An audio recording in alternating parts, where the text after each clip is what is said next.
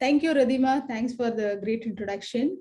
I welcome all of you to Women in Tech Day and very good afternoon.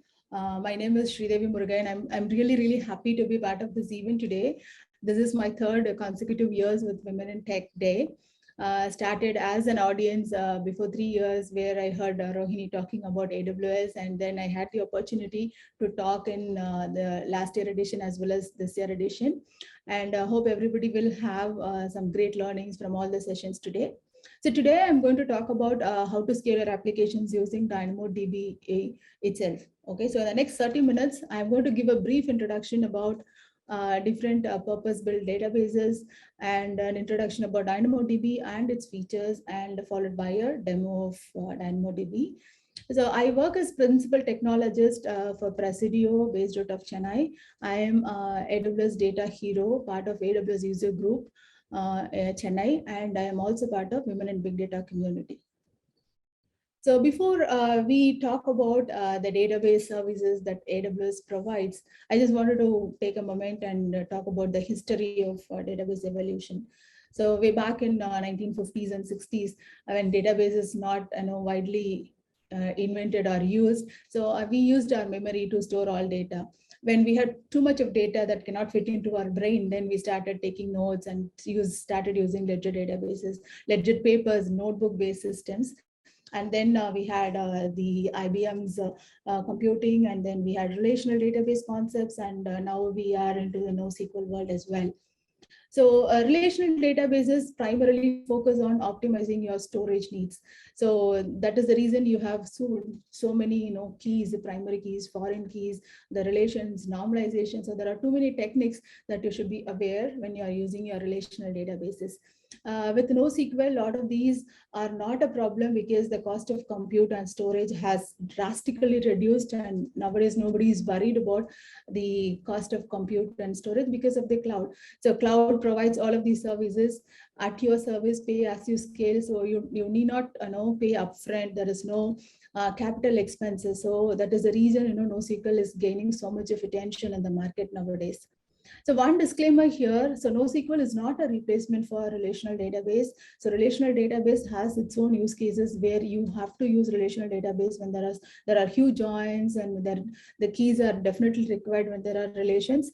And NoSQL is also an option for some of the business cases where you don't have to use so many complicated relations. So generally what we do is we complement each of these two services. So use NoSQL as well as relational databases and use the best of both the worlds. So with that small introduction to relational databases and NoSQL, let me talk about the purpose-built database services of AWS. So AWS provides so much of services here. So let me start with relational database service. So Amazon RDS is your relational database service from AWS. It supports Postgres, MariaDB, Oracle, MySQL, and SQL Server. And Amazon Aurora is the cloud-native relational database from AWS. So you can use any of these services when you need a relational database for your application. And when you're looking for OLAP or data warehousing solution, Amazon Redshift is your choice. And for applications where you need caching, be it Redis or Memcached, we can use Amazon Elasticache. And today's session, we are going to focus on Amazon DynamoDB, which is fully managed key value and document database. And we also have Amazon Neptune when you need graph databases where you have work on the relationships between different nodes and edges and vertices like your Facebook, LinkedIn. You can go for Neptune. And for time stream databases, Amazon provides Amazon Time Stream, which is very useful when you're managing your time stream data. And for ledger database, we have QLDB. And for MongoDB and Cassandra compatible database services, Amazon has Amazon Document DB and Amazon Key Spaces respectively. So if you are planning to migrate your MongoDB or Cassandra services into AWS, you can go ahead and use any of these services and use them seamlessly. So this is at a very high level, the different database services that are available within AWS ecosystem that can cater to all your application needs. So I've been talking about NoSQL for a long, but I've not introduced too many things about NoSQL itself. So what are the key differences between SQL and NoSQL? All right, as I mentioned, relation database are optimized for storage. The storage is optimized so that we don't repeat records. The normalization techniques are in place because we don't want to repeat data across different tables. So it is always optimized for storage, and the NoSQL database is optimized for compute, and the performance is the key when it comes to NoSQL. So you are looking for a sub-millisecond latency, then NoSQL is the option. And SQL type of databases are very structured, and there is very strict adherence to the columns, to the table, to the data type. So you should know your table structure. You should know the columns that you want in your table. You should know the data type of the columns in a typical SQL databases.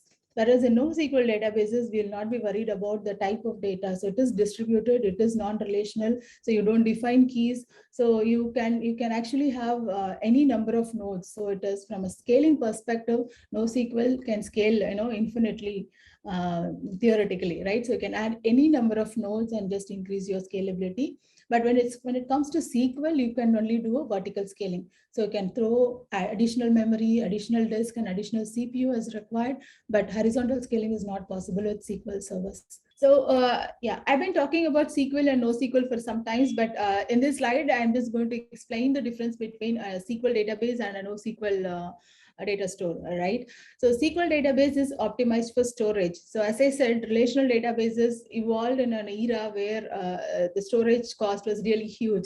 So all the techniques and designs that were used in SQL databases were optimized for storage, where they don't want to make the data redundant. They don't want to store duplicates of data. So SQL database is optimized for storage, whereas NoSQL is optimized for compute, where performance is the key. So nowadays we are looking for highly performant and sub-millisecond latency, and NoSQL is the database to go if you're looking for that performance requirements.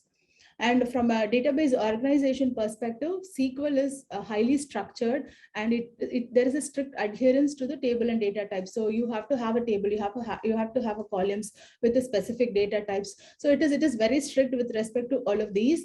And when it comes to NoSQL, it is distributed. You don't define your data types, you don't define your columns when you design your NoSQL. All you define is your keys, just your primary keys, and you can add any number of columns you want based on your application needs.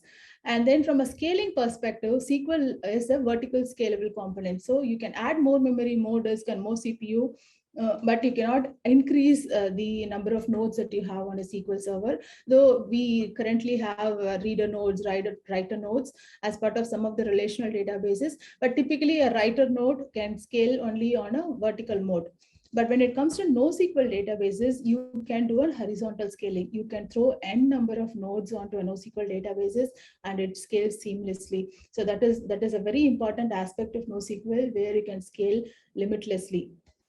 And the very important difference between SQL and NoSQL is your access pattern.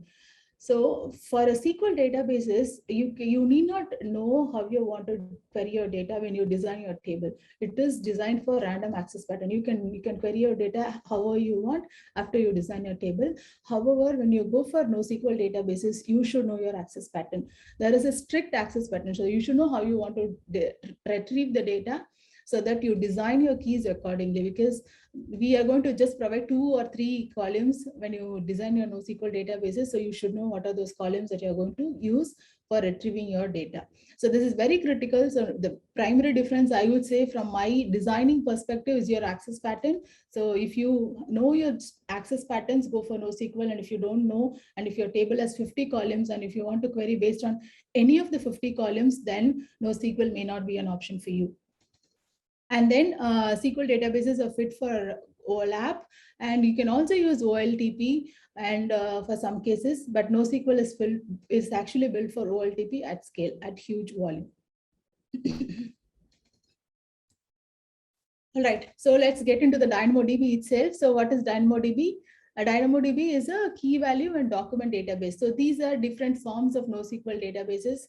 key value and document, and it is query driven. As I mentioned, you should know your design access pattern, and it is a query driven database, and it supports eventual and strong consistency. So what is eventual and strong consistency? People who know AWS, I hope all of you know this already, but for people who are new, I'm just explaining. So when you insert a data into a database at time t0, and when you query the data at time t1, if you get the data immediately, it is strong consistency. And if you don't get, and if you get after T1, maybe at T2, then it is eventual consistency. So DynamoDB supports both eventual and strong consistency. From a capability perspective, it is fully managed. So you need not provision servers for a DynamoDB. AWS does it for us. So all we have to do is provide some configurations, give a table name, give the primary keys, and give some RCUs and WCUs, and AWS will give us the DynamoDB for us. And it is very fast and highly secure. So it supports KMS, and DynamoDB has its own key store as well. And then it integrates with multiple AWS services like AWS Lambda, Redshift, and many more. So there are a lot of default integration with DynamoDB, and it is cost effective. So we have been talking about highly available and durable, right? So DynamoDB is really, really highly available and highly durable. So it supports 99.99% of availability. From a read perspective, as I said, it supports both strongly consistent and eventually consistent. But there is a difference between how many RCUs are used between a strongly consistent and eventually consistent. So I'll be covering your RCUs and WCUs in the next couple of slides, but there is a difference. So you have to know what you want to use in your application when you're doing a read. And when you write, the data is always replicated to 3 availability zones. This is for your durability and availability. So your data is always copied to 3 different availability zones. So just a simple example of how data is pushed to different availability zone. So in this example, I have one item which is inserted into a DynamoDB.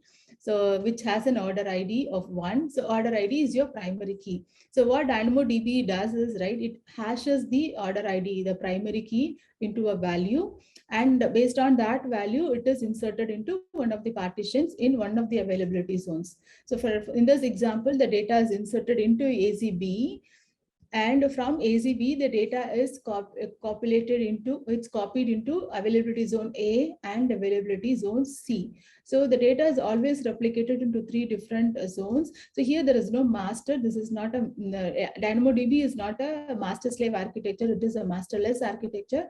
So it is randomly picked between any of the AZs. So based on the data you insert into one of the partition, the data will be updated into the other 2 availability zones. So the next concept I want to touch upon is what are the components of DynamoDB. So what does typically constitute a DynamoDB, right? Like any other databases, you have a table. So DynamoDB comes with a table. So first step in creating a DynamoDB is a table. You don't have a database. You don't have to create a database for DynamoDB. You just have to create a table. And within table, you have items. So items contain a group of attributes. So items are typically like rows in a relational databases. So items are rows, and you have attributes. So it is a group of attributes, and the maximum size of an item is 400 KB. So you can store up to 400 KB in an item, which is typically a row in other databases. Okay, so then we have attributes. So attributes are individual elements inside the items. They are like columns. So the attribute is the fundamental data element of a DynamoDB table. So when you define your DynamoDB table, what you have to give is you have to give a table name, and you have to give a primary key or a partition key, right? So primary key constitutes of partition key. Sometimes you can also have a partition key and sort key. So I'll be talking about it in the next slide. But when you define a table, all you have to give is a table name and a primary key. So only these 3 are inputs along with some of the RCU and WCU numbers. Okay, so as I said, right, so when you create a table, you have to provide a primary key. So what is a primary key? So primary key comes in 2 different options. You can either have just a partition key as your primary key, or you can have a partition key plus sort key as your primary key. Okay, so let me talk about just having partition key as your primary key. So this is composed of only one attribute, the partition key, and the partition key will be an input to an internal hash function, and based on the value of the hash function, the data would be put into one of the partition. And in this type of partition primary key, you cannot have two items with the same partition key. The next type of primary key is a combination of partition key and sort key, which is a composite primary key. So it is composed of two items. As I mentioned, you needed to have a partition key and a sort key. And the partition key follows the same approach. So it is an input to an internal hash function, and based on the value of the hash function, it will be stored in one of the partitions. So that remains the same for both. But what is different is all items with the same partition key will be stored in the same partition, sorted by the sort key. So that is where your sort key is helpful. So if you have 10 items with the same user ID and you have date as your sort key, then all of these data are sorted by date inside the same partition. So that is how your partition key and sort key combination works. And when you have a composite primary key, it is possible to have the same partition key value multiple times, but the combination of partition key and sort key should be unique. So that is how it works. So when you create a DynamoDB table, so you have to give a table and you have to define your primary key. So these are the important things that you have to know upfront when you define your DynamoDB tables. So apart from these two items, right, the DynamoDB is priced based on your write capacity units and read capacity units. So it is like your CPU or memory, so whatever you configure for other services, right? So in DynamoDB, your pricing is based on how many WCUs you use and how many RCUs you use in your table. Right, so write capacity unit, this is actually one write capacity unit equivalent to one write up to 1 KB. For example, if you have a 4 KB record and if you're writing it to a DynamoDB, then it needs 4 write capacity units. So this is per second, right? So if you're writing 4 KB record to DynamoDB per second, then you need 4 write capacity units. And if you are writing 100 KB per second, then you need 100 write capacity units.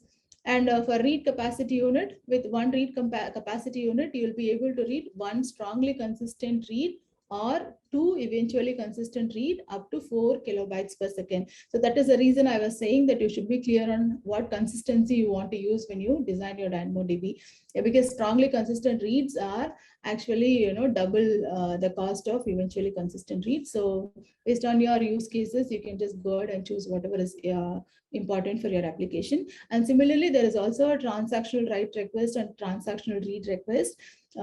So I'm not going to get into the details of these mathematics behind this, because you have a very small calculator when you provision your DynamoDB table itself, where you can just understand what is your minimum RCU and WCU required for your DynamoDB. But let's not worry too much about it right now, because there are multiple options where DynamoDB helps us to define these numbers for our tables, or it automatically handles it internally. Another very, very important concept is the DynamoDB indices. So we have two types of index within DynamoDB, global secondary index and local secondary index. I'll start with local secondary index here. A local secondary index is an index that has the same partition key as the base table, but it can have a different sort key. So when you create a table, you're giving a partition key and a sort key, right, as your primary key. But if you want to have a different sort key, then you can go for a local secondary index. But if you want a different partition key and a different sort key, then you'll go for global secondary index. So that is a difference between local secondary index and global secondary index. But why do you need all of these, right? So why do you need this different partition key or different sort key? Because, for example, if you have a 10 attribute in an item, if you 10 columns in a row, and when you define your table, you have defined one column as your primary index, say user ID, right? And after some time, you want to query based on some other columns, say first name or a city or a country, then querying that will become very difficult because you have no index on that, right? So for that purpose, you can go and create any of this index, a local secondary index or global secondary index. But just be aware that every index is going to have some RCUs and WCUs associated with it, and it is going to be costing us. So just be cost aware and cost conscious before you create the local secondary indexes and the global secondary indexes. And so some of the other concepts, so as I said, the local secondary index has the same partition key, a different sort key, and it should be created only during table creation. You cannot create local secondary index after you have created the table. So it is a requirement that it should be part of the table creation, and it uses the read capacity units and write capacity units of the base table itself. When it comes to global secondary index, you can create it with a different, completely different partition key and a sort key. And it can be created after the base table is created, and it has a separate RCU and WCU. So global secondary index is more or less a copy of your base table, but with a different partition key, and you have to provision separate RCU and WCU for that. Okay, so each DynamoDB, there is a quota that you can create 20 global secondary index and 5 local secondary index. Just be aware, right? So all of these are going to incur RCUs and WCUs. So design your database in such a way that we are not creating too many indices for our databases, but these are very handy when it comes to the implementation of querying patterns. So the other simple concept that I want to touch upon is the global tables. So if you want your DynamoDB table to be available across different region, then you can go for global tables. Right now, your DynamoDB table is accessible within a region. And if you want to just push it to different regions. In this example, you have region 1, region 2, region 3. And if you want the data in region 1 to be replicated seamlessly in the other 2 regions, then you can go for global tables. So this is eventually consistent in other regions other than the put region. So if you're adding a record in region 1, then it is strongly consistent in the region of put, which is region 1. But if you in region 2 and 3, it is eventually consistent. So it will not be available immediately. So it will take some seconds of latency for the data to be replicated in the other regions, and replication happens for all factors, so all attributes. So you have to copy the entire table to other regions. So you cannot say I just want 1 column or 2 column. But one another concept with respect to indices itself, right? You can do something called projection of attributes. So what is projection of attributes? So for example, if your base table contains 10 columns, and if your indices or if your other table, right, if it needs only 5 columns, you can project only those 5 columns instead of all 10 columns. What it helps is a cost reduction. Because as I said, all your RCUs and WCUs are related to the KBs, right? 1 KB per second, 4 KB per second. So if the size of the record is small, then the number of RCUs and WCUs required will also be less. So with LSIs and GSIs, use the option of projection of attributes so that you can have some cost savings there as well. So there are 2 types of capacity management. So you have on-demand capacity provisioning and provisioned mode. So this is for your RCU and WCU provisioning. Okay, so you can have an on-demand where you'll not give any number for your WCU and RCU, and DynamoDB matches your application based on the load. So it auto provisions your WCUs and RCUs, and you will not provide any configuration for that. But when it comes to provisioned, you can give a minimum value, maximum value, and a threshold for your auto scaling. Okay, so you can say when it crosses 50%, increase my RCUs. When it crosses 70%, increase my WCU. So that is where your provisioned mode helps. So you have both the modes, and when you enable auto scaling, your provision mode can operate between a minimum and maximum scale. So that is the reason I said don't worry too much about WCU and RCU. Just monitor your databases on-demand mode for some time, see how much of RCU and WCU are consuming, and then go for provision mode and set your limits so that you optimize your WCU and RCU needs of your application. The last concept I just want to touch upon is DAX, DynamoDB Accelerator, which is your caching solution. So DAX itself will need another 30 minutes to talk about. So I'm just going to give a very high overview of that. So you have your applications and you have DynamoDB. So every time you call your DynamoDB for reads or writes, it is going to use your RCUs and WCUs, right? So instead of your applications reaching out to DynamoDB every time, we can use DAX, which is a caching layer. So your applications will talk to DAX and get the data if it is there in the cache already. If not, DAX will talk to DynamoDB and get the data for you. For write, applications will write to DynamoDB first, and the data will be propagated to DAX layer. And once both the commits are done, your application will be given an acknowledgement that the data is inserted successfully. So that is how your DAX works. It works on the least recently used principle, and there is a default ETL of 5 minutes. So the cache gets invalidated every 5 minutes, but it is configurable. You can configure that number. But DAX is really useful when you are going to have multiple queries of the same sort. If you are going to have the same query hit your DynamoDB multiple times, then DAX will come handy, and it is recommended for any large scale applications. With this, let's move on to a demo of a DynamoDB using the console. So I'll just create some tables and show you a demo. All right, so this is the console of your DynamoDB. So there is a new console experience, but for the demo today, I'm going to use the older version. I can switch to the new experience later when time permits, right? So what you do is when you land on this page, what you see is the dashboard. So where you see the tables and all the other features available. So I'm just going to create a table. So when you create a table, as I said, you have to give a name of the table. So I'm just giving a demo of women in tech. And you can give a partition key, as I said, partition key or partition key and sort key. So you have both the options. So I'll just give a partition key, right? So we'll just give user ID as your partition key, and you can define the type. Okay, it can be string, binary, or number. So let it be string for now. And there is a default setting. Okay, so if you just use default setting, then you need not do any configuration. With default setting, what you have is there is no secondary index. There is auto scaling set at 70% target utilizations, and it is auto scaling is enabled by default when you go for default settings, and it has a minimum capacity of 5 reads and 5 writes. Okay, so after 5 reads and 5 writes, if your target utilization goes about 70%, then auto scaling will kick in. And then it is encryption at rest with default encryption type, which is DynamoDB's own encryption type. Now let me uncheck and see the other options that we have. So if you don't use default settings, what are the options you get? You can add an index. Okay, so these are the secondary indexes. So when you create a table, you can create both local secondary index or global secondary index. But after you create your table, you'll not be able to create local secondary index. Okay, so now this is my table name and user ID is my partition key.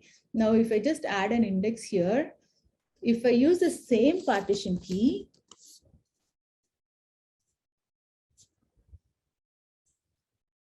so you'll get an option as create as local secondary index. Okay, if you use something else, right? If you use something else, you'll not have this option. The reason being, if the local secondary index should have the same partition key. Okay, so I'm just going to give user ID and some other ID, right? The date, start date, something, just for example, and I'm just creating a local secondary index here. Okay, so this is your local secondary index. And then in the read write capacity mode, you have two modes. As I said, you have a provisioned and on demand. So when you select on demand, you need not provide any read capacity unit or write capacity unit. DynamoDB will scale as required. Okay, based on your demands, it will just go and add your WCUs and RCUs. But when you click on provision mode, by default, it provisions 5 read capacity units and 5 write capacity units. So this is the default number. And when you enable auto scaling, you will have a range between 5 and 40,000 units. So this is by default, so you can change it to 5 to 10 also. And if your target utilization reaches 70%, it will actually increase up to 10. So that is the meaning of this. And if you don't enable auto scaling, the provision mode will have a maximum of 5 read capacity units and 5 write capacity units. Hope this is clear. So there are, you can go for on demand if you're not clear on what you want for your read capacity units and write capacity units, or you can go for provision mode if you know the read capacity units and write capacity units and it is not going to go beyond certain limit. For example, if your application is not going to exceed 5 read capacity units and 5 write capacity units, you can just stop here. But if you want to enable auto scaling, then you can give a minimum and maximum limit, and you can say when your auto scaling should kick in. So these are the capacity configurations that you may have to do. And from a calculator perspective, there is a very nice calculator provided by AWS themselves. So if you say, no, my average item size is 4 KB, and I'm going to read 1 item per second, and I'm going to write 1 item per second, then this is your capacity. So you need 1 read capacity and 4 write capacity. And if your average write item size is 20, right, and I'm going to read some 5 reads per second, and I'm going to do some 2 writes per second, then this is your read capacity and write capacity. So you can just update this, and and that will be updated here. Okay, so this is how you calculate your read capacity and write capacity for a DynamoDB tables. And from an encryption perspective, there is a default encryption, and you can also go for KMS, key management store encryption. So where you have CMK as well as AWS managed CMK.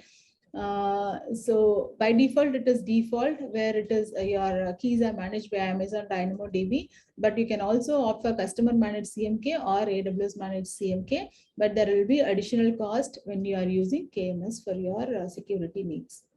So these are the configuration you will be providing. So I've just created some other tables already. So I'm just going to use one of those tables here. So this is one inventory table. So after you create your table will look like this. Okay. So this is your partition key and this is your sort key. So this is what we have defined for this table. So you have a category and SKU as your sort key. And I've used provision read capacity of 1 with auto scaling enabled, and write capacity unit of 1 with auto scaling enabled. And let me move on to the items. So these are the items you have in your table right now. So these are the items. And if you want to create a new item, you can just click create item and just give some category and give some SKU. So SKU is also a string, but I'm just giving a number here. So once you save this, you will see that number here. So this is what I've added now. So since you have primary key and sort key, the combination of category and SKU should be unique here. And if you want to query your database, then you can give your partition key alone or a partition key and sort key. Okay, so if you just give a partition key, right? So which is laptops and search, you'll get all the items along with the sort key. And if you just give another sort key also as an input, then you'll get just the record with that partition key and sort key. So there is another option called scan. So scan is generally not recommended. So scan is going to scan your entire table and get the records back to you. And scan will lead to performance issues. So it's always advisable to use query. And if you don't have a query that is catering to the needs of your queries, then add indexes and this is as required. Okay. And you can use metrics for monitoring your read capacity units and write capacity units. And if you want to change your capacity, you can just go here and change your capacity needs. Because if you started with some provision mode, and if you want to change it to on demand, or if you want to change the target utilization percentage, then you can go ahead and change this. And all your indices, whatever you create for your tables, will be listed here. So you can just create more index if you want, and you can just query based on your index.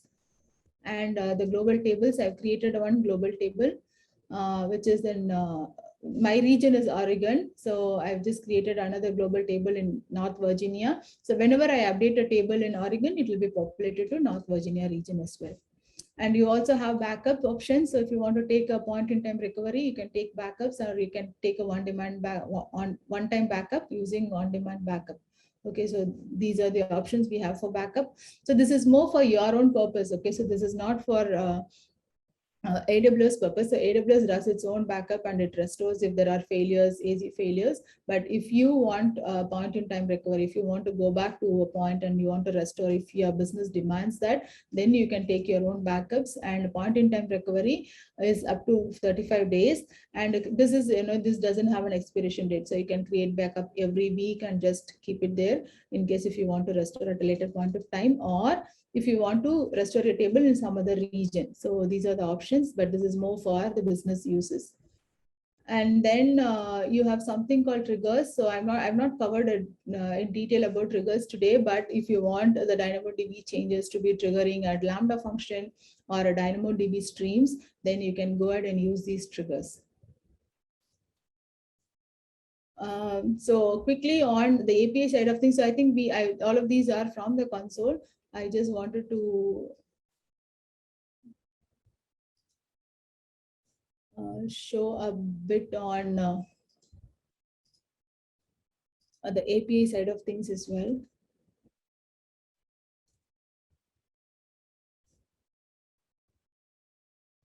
Okay, so if you want to create these tables using programmatically, then you have the Boto3 libraries where you'll be able to create tables.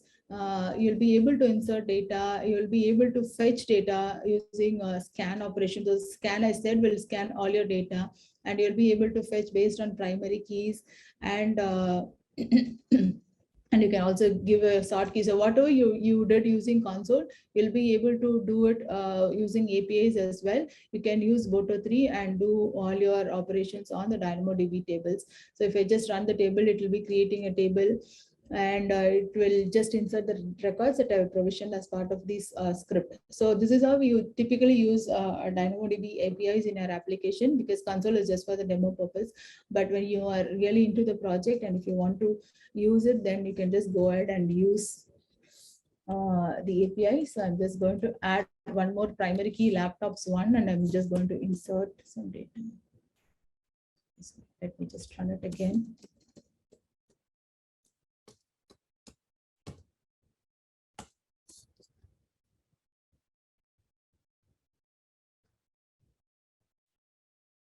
So it is inserting all of these four records with the primary key laptop one. So let me go back to the DynamoDB console. So I'm hitting this table, and let me just do a scan. So you are seeing all of these laptop one now. So whatever I've inserted is now available here. So that's pretty much I wanted. Okay, wanted to cover, but before that, let me just talk about the DAX as well. So this is the DAX. So if you want to create a caching layer, you have to go create a DAX cluster here, and you'll be using this DAX cluster endpoint from your application rather than using the DynamoDB directly. So so this is how you configure your DAX. I just wanted to give a very brief introduction here, but yeah, feel free to explore this, and this is definitely useful when you're building a large scale application. Yeah, that's pretty much I wanted to cover on the demo. Let me go back to the deck. All right, so that's with the demo. And if there are further questions, feel free to reach out to me. You can reach out to me on LinkedIn, or if there are questions, feel free to ping me anytime. So get help from community. So I want everybody to be part of communities. I am part of AWS community as well as Women in Big Data community. So be part of any of these communities or all of these communities, and try to share your knowledge, educate, implement, support. So there is always a learning for anybody, right? So I learn a lot from the community, and I hope everybody will have some learning through knowledge sharing. I hope everybody had a good sessions today, and you will definitely have a lot of key takeaways from all the sessions, because there are a lot of wonderful sessions organized today by Women in Tech by AWS. And I would thank Rudhima for her support, and thank you AWS for giving me this opportunity to talk today. Thank you.